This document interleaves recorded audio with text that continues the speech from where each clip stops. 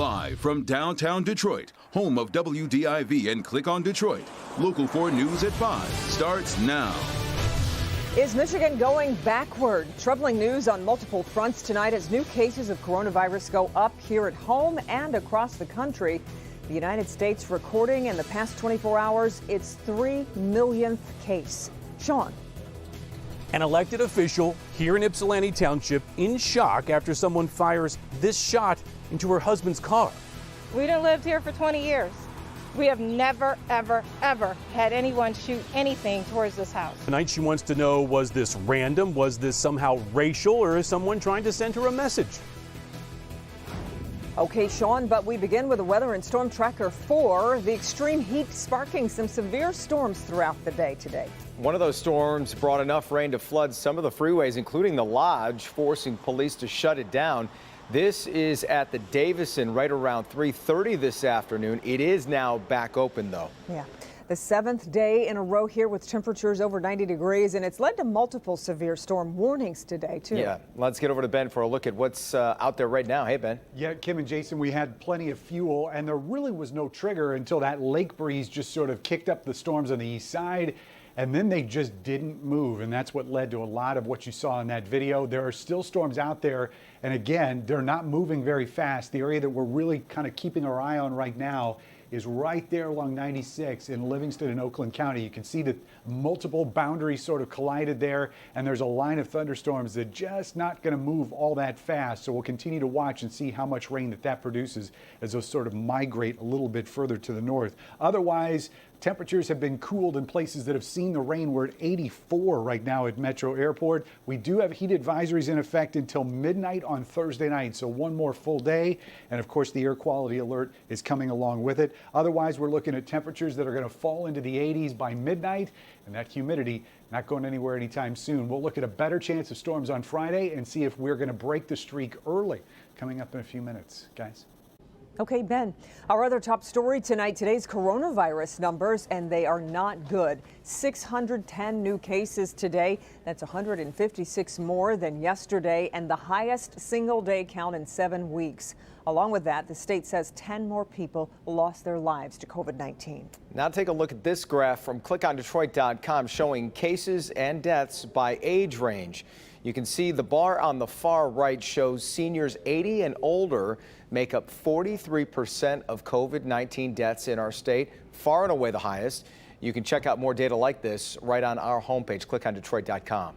A website that tracks the risk of COVID-19 spreading in each state has changed Michigan's status from being in control of the spread to at risk for active outbreak. Take a look at it right here. Dr. Frank McGeorge is here to talk about what's changed in Michigan and which parts of the state are now at greatest risk. Hey, Doc. Hey, Kim and Jason. Yeah, first, it's really important to understand that although the state reports the number of new positive tests every day, and it has been going up consistently, there is much more nuance to interpreting those numbers in the context of whether there's ongoing community transmission. The website COVID Act Now uses a number of different factors to calculate a risk for COVID-19 worsening in any given state. For Michigan, they've flagged our infection rate as high. That basically means, based on their calculations, any infected person will infect more than one other person. That's important because it tells us there is likely to be continued infection without something changing. Now, the website also flagged Michigan for suboptimal contact tracing. By their calculations, Michigan is currently only able to trace 48% of the new COVID infections within 2 days. Now, the state itself, in partnership with the University of Michigan, also analyzes the risk level. You can see that since mid-May and into June, the overall risk had fallen, particularly up north. But by the end of June, the Lansing and Grand Rapids areas became concerning.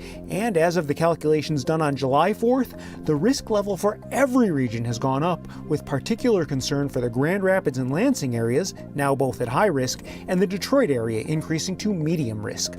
Now finally, looking at the big picture of cases in the state graphed by date of onset, you can see that the increase in cases actually goes as far back as June 22nd, when people who have tested positive reported their symptoms began. So the bottom line here is that all the data from different sources is pointing to a steady increase in COVID-19 in Michigan, particularly in the west side of the state and the Lansing area. But the numbers in our area are also concerning, and without correction, the increases will likely only increase faster. Back to you.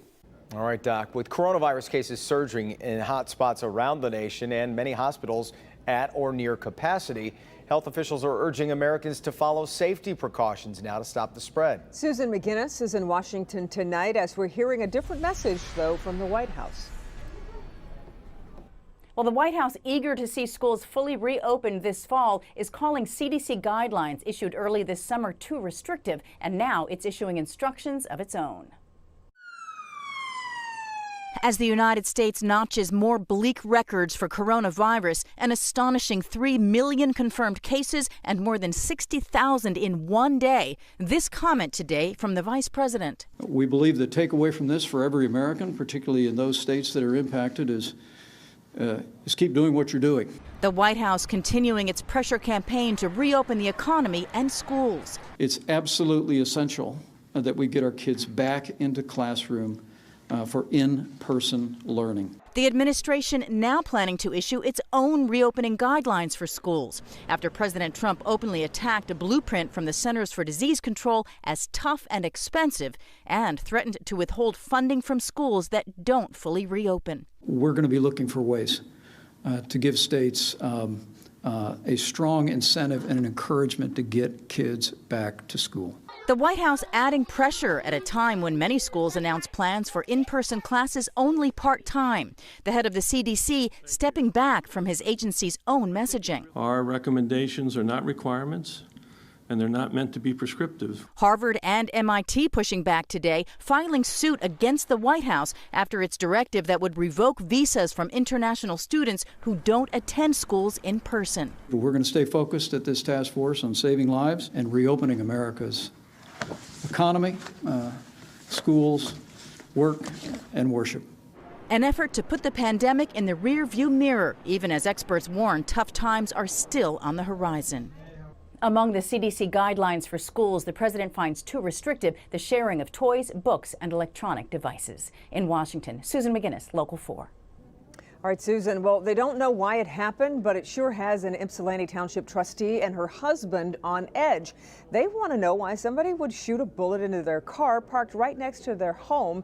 And as Defender Sean Lay shows us, it has investigators asking that very same question. Monica Ross Williams has been in public life here in Ypsilanti Township for years. Sunday, she was absolutely shocked when someone fired this, a shot into her husband's car. Tonight, she wants to know, was it random? Was this racial, or is someone trying to send her a message? How scary is it? Very. Very scary. My grandson and I could have been a victim. He's 16 months old. He's 16 months. Come on. Ypsilanti Township trustee Monica Ross Williams is running for township clerk, but at her house, you wouldn't know it.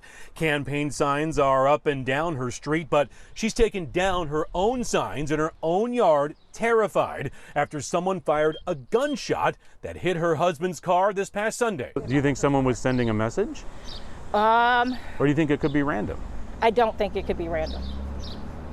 Do you think it's racial? With the incidents over the last 6 weeks and this, something's wrong. Wrong after Ross Williams says someone flashed a noose and N-word during a neighborhood association Zoom meeting back in May. And after Ross Williams proposed a law enforcement oversight committee. She and her husband say tensions in the township are running high. They pulled a slug out of there. Yeah, scary. It's scary. That bullet could have, the houses are literally this close. My neighbor's got grandkids just like I do. My 16-month-old son was in my living room. Representative Ross Williams says the broken glass you see there, well, she's telling our congressional representatives that represents racial intimidation that she says must be stopped. In Ypsilanti Township, Sean Lay, Local 4.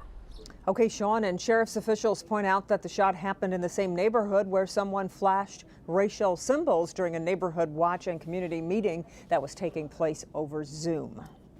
Today, the state announced a record fine against Republic National Distributing Company. It is the massive liquor supplier responsible for the shortage during the holidays that left restaurants scrambling to find alcohol. So let's get to Rod Maloney. He's live at Republic's distribution center in Livonia. Rod, this is a pretty big fine here. Well, it's a record fine, actually, $3 million, and that's a lot of six-packs sold, and it's meant to smart for Republic National. Last year, they tried to convert from another warehouse to this one. It was supposed to be super high-tech. It ended up being super low-tech and had everybody scrambling at the wrong time. At West Bloomfield's Windmill Market, they boast an 11-story liquor shelf, but the vast variety of offerings spreads out across the market floor. Mason Shaba says last fall his supply took a major hit. We were out of a lot of product. We were, frustrated not receiving what we needed. Holidays were coming, this was back in November. The state saw trouble brewing as well and wasn't happy because of hit or miss deliveries. We weren't sure if we were going to get our merchandise or not, and we were just hoping for the best. And then, when they realized, okay, this is not working, they went back to their old warehouse and they were operating out of 2 warehouses to accommodate all of us. 1,200 across the state. Shortages forced retailers to adapt. If we didn't have a bottle of Absolute, we sold a bottle of Stolichnaya, and so forth. If we didn't have a bottle of, a particular bourbon, we sold a different kind of bourbon. Joe Gigliotti of Republic National put out this statement today, quote, "Unfortunately, as part of our upgrade process, performance was not to Michigan Liquor Control or RNDC standards. We're glad to have this matter behind us. We've apologized for the short-term difficulties that startup problems caused our customers and the state. But we also know RNDC is providing even better service today thanks to our investment in Michigan, and we plan to be an exemplary partner with the state for years to come," end quote. Well, they did spend almost $100 million on this place, and it's a situation where Mason and even the state say, even though a lot of money was left on the table last year, they're back up and running. Things are going well, and now the retailers are just dealing with COVID. Reporting live in Livonia, Rod Maloney, Local 4.